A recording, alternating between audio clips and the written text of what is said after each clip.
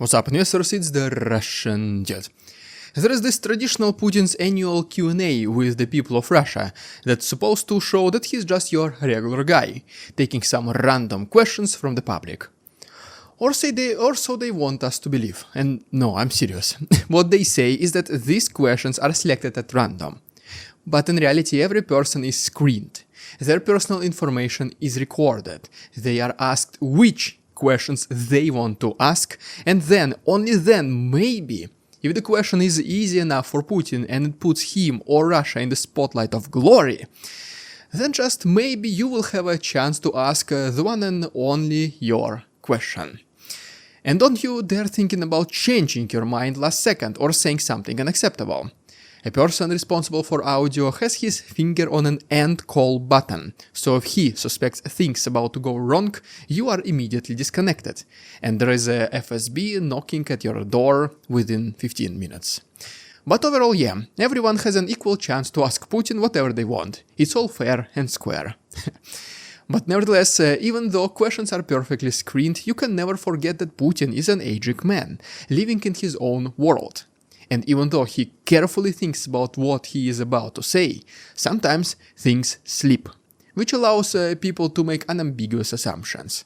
And this year, it became relatively clear that the real cost of this seemingly endless war are getting nearly impossible to ignore, even for Putin. First, let's talk about the basics of this Q&A format so you have a better idea.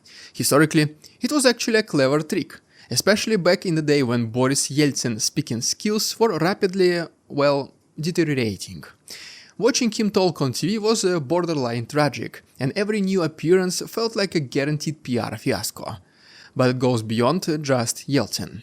20th century Russia was full of leaders who could not speak properly in public, some stumbling over words, some with heavy accents, which is ironic for me talking about it, and others sprinkling their speeches with weird slang and local expressions. Then comes the direct line Q&A, shining a big fluttering spotlight on the younger, sharper Putin, who could go on live TV for a couple of hours without totally imploding. No garbled phrases, no bizarre stumbles, and he could even speak standard Russian with fewer cringe-worthy moments. Back then, he had exactly two selling points. He was relatively young, and he could talk with confidence. And so the Kremlin made sure to highlight those advantages every chance they got. This tradition has been kept going for 2 decades. But here we are in 2024, with no elections on the horizon, no pressing need to charm the masses for votes. Yet the Kremlin still clings to these old rituals. Why? Because our political system is hyper-conservative and hates changing old habits. If you take a look at older Putin's videos, especially the inauguration ones, nothing literally changed over 24 years, beside the image quality. The same camera angles, the same walk, the same grandeur, everything. It feels like they found a formula that worked once and are now afraid to change it. But as time passes, the progress advances as well, same as the people, their minds, beliefs and values. Eventually, these old traditions will no longer be suitable for modern audiences. But for now, this day has not yet come. Talking again about the annual Q&As, they actually did skip the show once in 2022, when Russia's offensive in Ukraine started going south and no amount of cheerleading could save Putin's image. Other than that, they have kept up the tradition where the dictator handpicks a friendly crowd and pretends to solve conventional problems in some remote village with just a wave of his hand. Or hands out puppies like party favors to just make a kid smile. Every single year, it is essentially the same script. Sometimes you can't even tell the last year's Q&A from this year's. They are just that rehearsed. But since we are stuck with it, let's dig into what really matters: the war and the economy. Putin acts as he's got both under perfect control. No mention of rising casualties, no sign of him planning to end the conflict, and definitely no acknowledgement to the toll he is taking on the economy. He is all that smiles, raving about allegedly booming economic growth in newly occupied territories and low-rate mortgages in thriving Mariupol. Spoiler alert, none of this is remotely true, but you already knew it.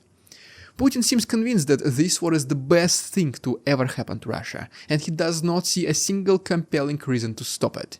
People might whisper about peace deals or pray for a Trump comeback to maybe broker a ceasefire, but from what they can tell, Putin feels zero urgency to stop the invasion anytime soon. For him, the war is the new normal, and he's weirdly proud of it. But you simply cannot deceive people with such obvious tricks. The happy crowd, the cheerful voices of people asking questions, the eternal gratitude of being able to speak to God-like president, all this is just the facade of success. Millions of those watching the Q&A sessions live were growing even more furious with each irrelevant question and the dismissal of actually concerning problems. Imagine, you attend your company's end-of-the-year meeting, and you know that the business is going nowhere. Sooner or later, there will be terminations, resignations, and potentially even a filing for bankruptcy. And when the management decides to take questions from the audience, a person you've never seen even working here asks, "Hey guys, what kind of pizza will there be ordering for the Christmas party? Or will it be possible to change the light bulb in the men's bathroom?" And then one daring person even asked if he can arrive 15 minutes earlier to work, so he can finish at 4:45 and beat the traffic. All this time you want to ask a question whether your jobs will be safe next year. What is happening with the industry? Do they have a plan for 2025? And your manager sitting right next to you just pulls your hand down and looks angrily at you and says, immediately stop asking the questions or you will be fired. This could be the perfect representation how the most recent Putin's annual Q&A session was received by the people. The consequences of war are impossible to ignore, and Putin dismissing them makes the regular people grow even more furious, cautious, and definitely skeptical. Now, let's talk about the economy, which some people believe is the second huge topic. Recently, we got word that inflation expectations in Russia soared to a staggering 28%. That's huge, and it's also a telling sign of what's coming next. What are these even inflation expectations and why should we care? Well, they're basically how businesses expect future price hikes. If the market thinks everything will get more expensive fast, they'll scramble to spend their rubles right away. And guess what happens next? The feared inflation ends up becoming very real. This ends up being a self-fulfilling prophecy. The central bank surveyed 16,000 Russian companies, and almost all of them have toned down their enthusiasm about the economy's unbelievable growth. Let's be honest, this so-called boom was artificially fueled by war spending, which cannot go on forever. The hype is starting to wear off. For the past 2 years, Russia has been in this bizarre state of emotional euphoria. The government keeps printing rubles, real estate prices skyrocket, and everyone pretends we're on some kind of an unstoppable roll. But now, the reality check is slapping people across the face. Borrowing money at a sky-high rate is insane, and wages sure aren't catching up with galloping prices. People are waking up to the fact that this war hasn't exactly triggered any meaningful innovation. The big talk about import substitution, building new commercial aircrafts, or launching a Russian YouTube equivalent, well, all this is just a bunch of nonsense. They did try to launch RooTube and VK Video to compete with YouTube, for example. But even the biggest bloggers, after heavily convincing their audiences to switch, saw only 10 to 20% of views on these new platforms. People prefer to download a VPN which works 50% of the time in Russia and watch the content on original platform, YouTube, rather than switching to something completely new. This could be their own subtle form of protesting the decisions of the government. No matter what you tell us to do, we'll do it in the way we want it. Meanwhile, there is also a workforce crisis. Tons of men got drafted, went to the front lines and just fled the country. Some died. Others ended up in factories producing drones and ammunition. You cannot magically replace those workers by just printing more rubles. Real estate construction, once a major driver behind the scenes, is now slowing down as well, because nobody wants to take a 27% mortgage on a property that's doubled in its price for no logical reason. 27% mortgage, imagine this. Other than obviously a family of eliminated father, who decided to just spend the death money on down payment for a new apartment. And that's what is fueling the prices. The government also threw a ton of cash at flashy IT substitute for everything projects that never really got past a slick marketing pitch. Now those same projects cannot afford to continue paying staff big salaries, and everyone is letting people go. So it's all smoke and mirrors, and it's finally starting to crumble. Speaking once again about Putin's annual Q&A, he did briefly touch the state of the economy as well. But this time, his overblown optimism clashes not only with standard economic data, but also with market sentiment.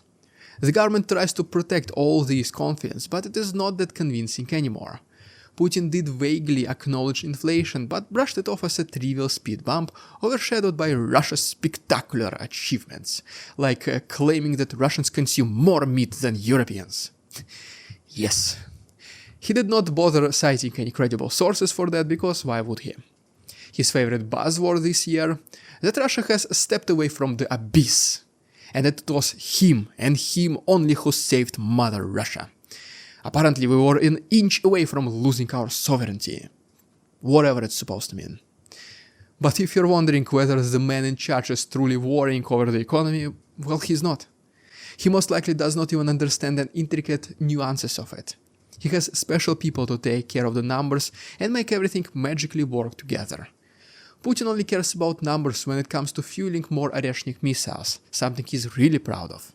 The rest of these complicated topics, mortgage rates, inflation, empty store shelves, they seem to bore him a lot. He lights up though whenever he talks about showing off the next missile test or praising the 155th Guard Naval Infantry Brigade. They even brought the flag with them, and Putin was so happy. That's what truly thrills him.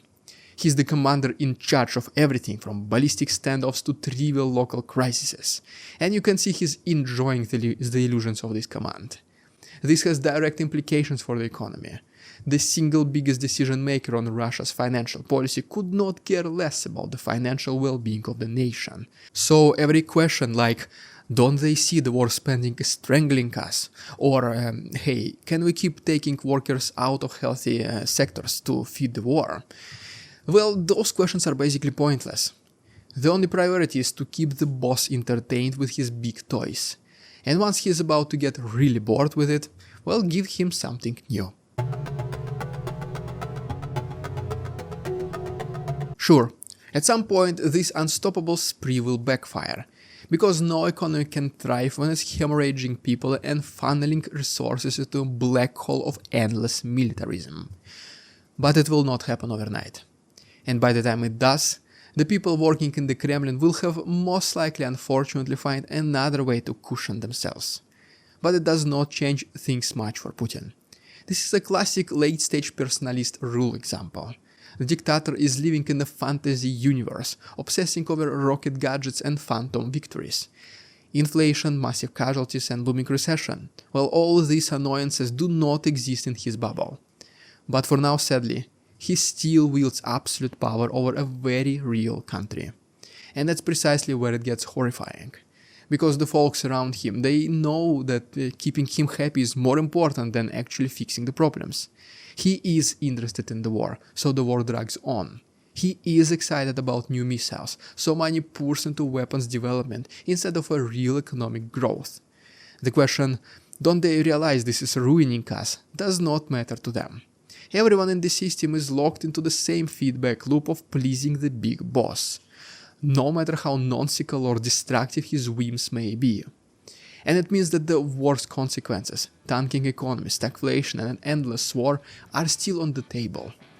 But these are seemingly distant problems. Making Putin mad? This is the real problem that can escalate in a few days. So Kremlin representatives prefer to delay the inevitable, knowing perfectly well that one day their entire worlds will collapse all at once. Well, there I have it, guys. If you enjoyed today's episode, please subscribe to my channel for more videos like this. If you wish to support my work, there are links down below. Thanks much for watching. See you tomorrow. We won't succumb to their tricks, the facade they try to sell. Their twisted words and feeble claims on us all they cannot quell. We see through their lies, their feeble attempts to sway. We do not believe in ridiculous Russian propaganda.